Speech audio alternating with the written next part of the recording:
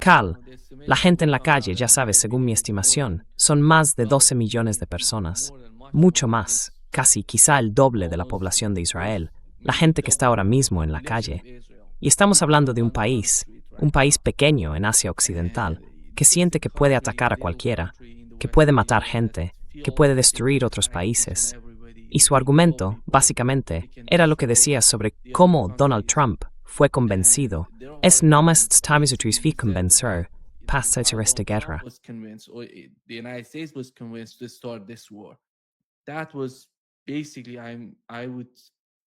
Yo diría que básicamente ese tipo de información, si él consiguió algo procedente de Oriente Medio, viene del Mossad y de la CIA.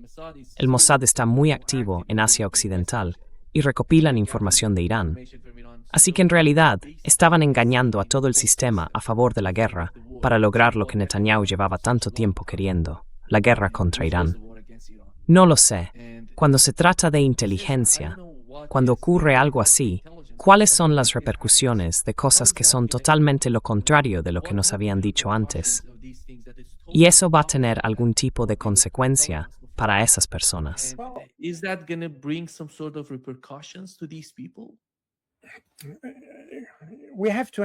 Tenemos que entender cómo funciona la inteligencia. Y hablas de la CIA, hablas del Mossad. Si miras a quienes han sido más críticos en Israel, en particular, pero también en Estados Unidos, respecto a la guerra y a todo el asunto de la bomba nuclear en Irán, los más críticos han sido los del Mossad. Y por cierto, la CIA en Estados Unidos, he trabajado con ambos y sé que tú tienes, bueno, ya sabes, entre tus invitados, algunos antiguos analistas de la CIA. Yo trabajé con ellos en aquella época, cuando estaba... Y mira, los analistas de la CIA no son tontos, son muy buenos, de hecho son brillantes. Y esa fue mi conclusión cuando los vi en acción.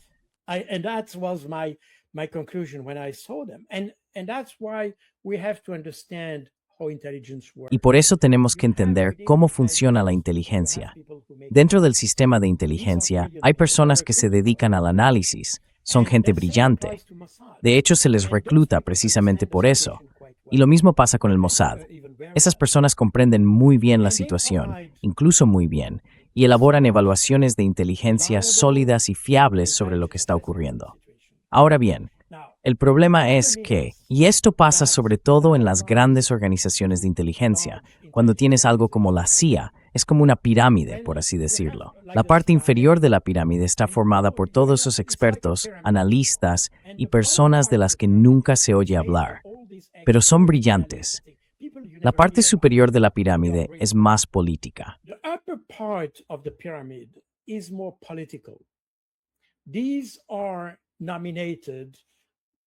Estas personas son nombradas por su lealtad al sistema, porque son políticamente correctas, porque están en sintonía con el presidente o con la administración actual. Eso significa que la base y la cúpula de la pirámide pueden no ver las cosas del mismo modo. Y eso es algo muy importante de entender.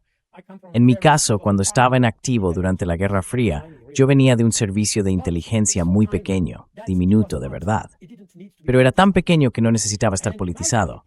Mi homólogo era probablemente uno de los directores, o, bueno, digámoslo así, un director de la CIA, algo por el estilo.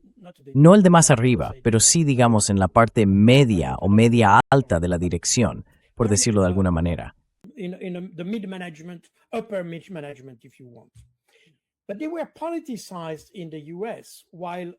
Pero en Estados Unidos se politizó, mientras que nosotros seguíamos en el ámbito técnico.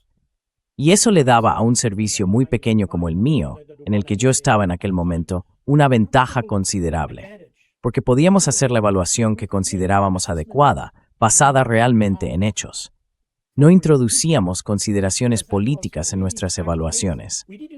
En cambio, en cierto nivel de la CIA, había que incluir algún elemento político en el análisis, lo que significaba que de alguna manera se distorsionaba. Y eso es exactamente lo mismo que ocurre en el Mossad. Exactamente lo mismo.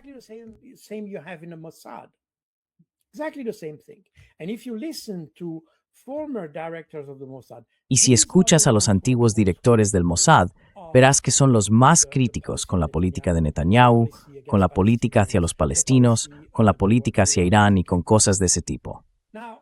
Ahora bien, esas dos instituciones, y esto podría aplicarse también a otras, como la DGC en Francia, el MI6 en el Reino Unido, y así sucesivamente, ya sabes a lo que me refiero. En cualquier caso, el problema es que cuando perteneces al Mossad, da igual, y sobre todo si eres un agente operativo, es decir, no un analista, sino alguien que lleva a cabo operaciones clandestinas y cosas por el estilo. No se te pide que hagas lo que piensas. Se te pide que hagas lo que te ordenan, y punto.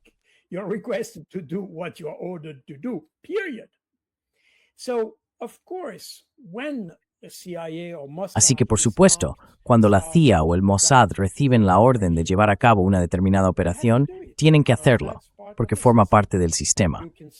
Se puede decir que podrían dimitir o algo así. Vale, pero dejemos eso a un lado. La cuestión es que, independientemente de lo que piensen las personas, y eso puede pasar también en un ejército, por ejemplo, donde a cierto nivel la gente piensa de forma distinta, al estar dentro del sistema, tienen que hacer lo que la organización les pide. Y por eso, muy a menudo, tenemos una visión distorsionada de esas instituciones. No estoy aquí para blanquear a la CIA por todos sus crímenes ni nada de eso. No es mi propósito. Solo quiero explicar lo que es.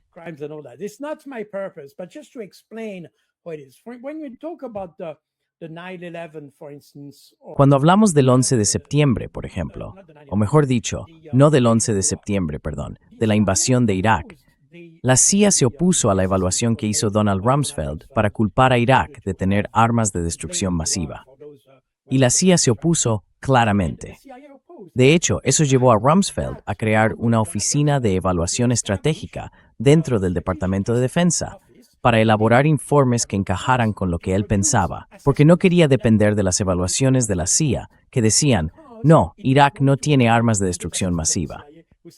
Así que desde fuera, sobre todo para quienes no son especialistas, puede que no se perciba este matiz en la forma en que funcionan las agencias de inteligencia.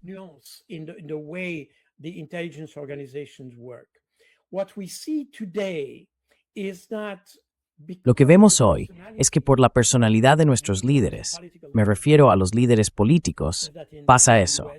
Lo vemos en Estados Unidos con Trump, en Francia con Macron y así sucesivamente. Estas personas tienen una autoestima tan grande que se atreven a ignorar lo que dicen sus propios servicios de inteligencia. Ahí es donde todo empieza a volverse peligroso, porque eso significa que las decisiones ya no se toman siguiendo un proceso adecuado. Y la toma de decisiones, algo que es muy cierto en Estados Unidos y también en la mayoría de los países, por cierto, solía estar muy reglamentada, al menos en teoría. O digamos, hace unos 30 años o más, existía un proceso de toma de decisiones muy codificado.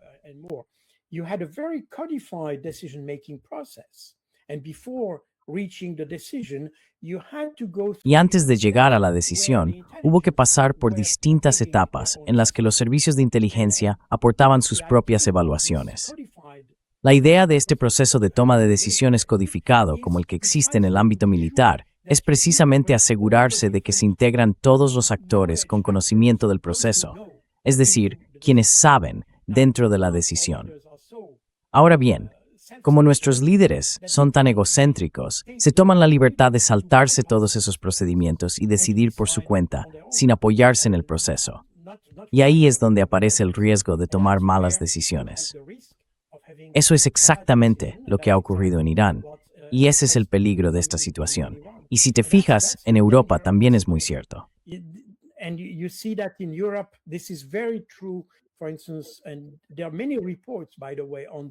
Por ejemplo, y hay muchos informes sobre esto en la Unión Europea, que Ursula von der Leyen y Kaja Kallas, por cierto, toman decisiones con un número muy reducido de asesores y dejan de lado el trabajo que se hace en sus propias administraciones.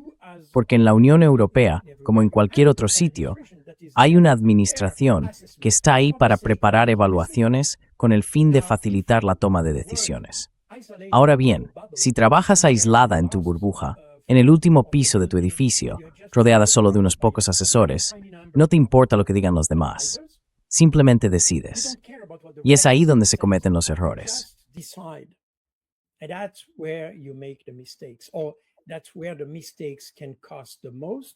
Ahí es donde los errores pueden salir más caros, porque cometes fallos sin darte cuenta de que los estás cometiendo, porque no hay un proceso adecuado. El propósito de una organización de inteligencia y de esas estructuras que ayudan a tomar decisiones no es simplemente decir, los iraníes son malos, así que tenemos que atacar. No es exactamente eso. También se trata de identificar los riesgos. Si eliges la opción 1, tienes el riesgo de esto, esto y esto. Si eliges la opción 2, tienes este beneficio, pero también estos otros riesgos y cosas por el estilo. Es decir, cuando tomas la decisión, eliges una opción sabiendo cuáles son los riesgos. Pero si no hay alguien que se encargue de identificar los riesgos asociados a cada posible decisión, entonces tomas una decisión sin saber realmente qué va a pasar.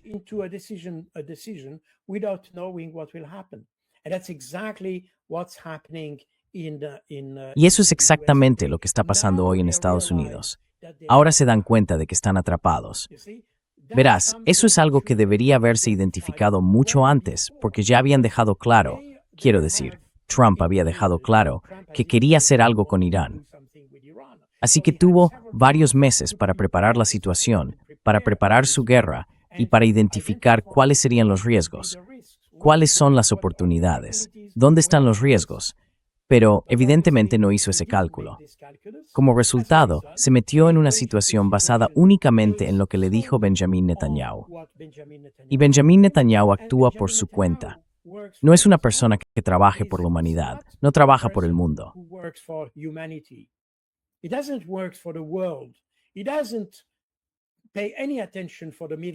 No presta ninguna atención a Oriente Medio. Hace las cosas no por Israel, sino por su propio interés, porque si pierde el poder, sería acusado o tendría un juicio por corrupción y todo eso. No lo sé, no lo recuerdo exactamente. Pero en resumen, necesita tener una guerra, y ese es su objetivo, punto. Así que ni siquiera es por Israel, es por Benjamin Netanyahu, punto. Ese es el peligro de una situación así. Esa incapacidad para tomar decisiones adecuadas, para evaluar correctamente tanto las oportunidades como los riesgos de entrar en un conflicto o de aplicar cualquier política.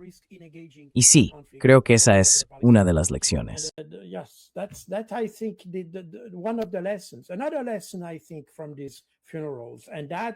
Otra lección, creo, de estos funerales, y ahí es donde mencionabas las cifras, dijiste que en las calles de Isfahán, de Teherán y de otras ciudades había el doble o el triple de la población de Israel.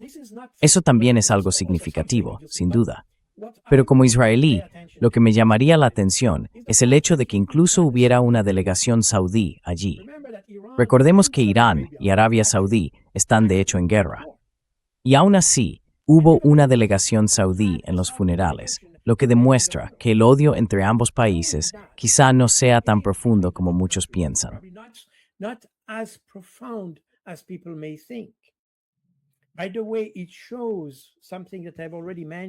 Por cierto, esto demuestra algo que ya he mencionado, la madurez de esta estructura política de Oriente Medio en comparación con la que vemos en Europa, por ejemplo. En Europa, nadie quiere hablar con los rusos. Son tan malos que no se puede hablar con Putin. Es una especie de comportamiento infantil. Incluso llegan a prohibir que un árbol participe en un concurso del árbol más bonito de Europa solo porque es un árbol ruso, así que no puede formar parte del certamen. Eso muestra hasta qué punto llega la cosa en Europa. Y ahora en Oriente Medio vemos algo completamente distinto. Estamos en guerra con otro país, pero al mismo tiempo respetamos al líder de ese país. Y por eso venimos a mostrar respeto hacia esa persona.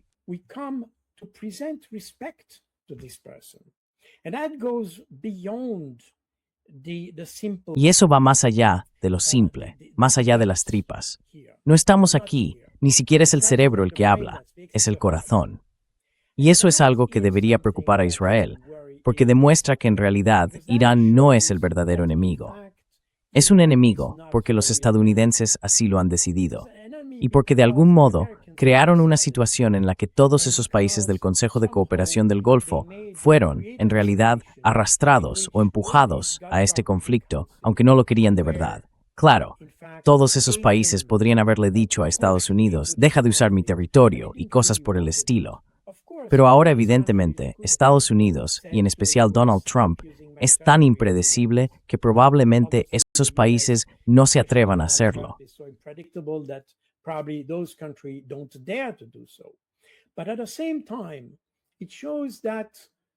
Pero al mismo tiempo, muestra que a pesar de esta situación, hay cosas que están por encima de los misiles. Hay cosas que están por encima de los drones y de todo eso. Y ese es el tipo de cuestión, algo que he mencionado varias veces. Hablamos de este tema en varias ocasiones hace un par de años, cuando tratamos la crisis palestina del 7 de octubre, cuando hablamos de la mezquita de Al-Aqsa y de los asuntos relacionados con el Monte del Templo, en Jerusalén, que pueden afectar a toda la comunidad islámica. Y las tensiones en torno al Monte del Templo no han disminuido.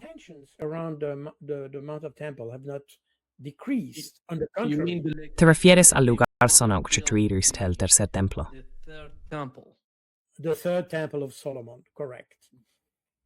El tercer templo de Salomón. Correcto.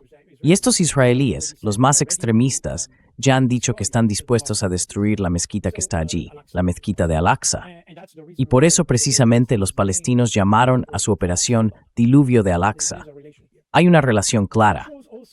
Pero eso también demuestra que Israel está jugando con fuego en Oriente Medio. Y aunque hoy, por la presión que ejerce Estados Unidos, existen tensiones entre Irán y sus vecinos, si sacamos a Estados Unidos de la ecuación, la situación sería mucho más estable. Y esta situación, en lugar de llevar a Israel a centrarse más en la vía diplomática, debería empujarle a intentar restablecer lazos con todos esos países, a tratar de mantener una relación normal con todos sus vecinos.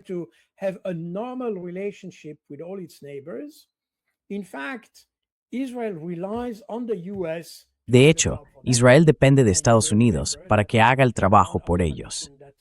Y quizá recuerdes que una de las condiciones que Trump mencionó a los países del Consejo de Cooperación del Golfo para recibir más ayuda de Estados Unidos fue que firmaran los acuerdos de Abraham. Es decir, que es una especie de chantaje. El problema es que, claro, uno puede firmar un documento, pero si te obligan a firmarlo, lo haces con la mano, no con la cabeza ni con el corazón. Y eso significa que ese documento no tiene valor. Todo este aspecto del conflicto que vivimos Oriente Medio debe empezar en Taftkundbomber, ties y valores ingleses.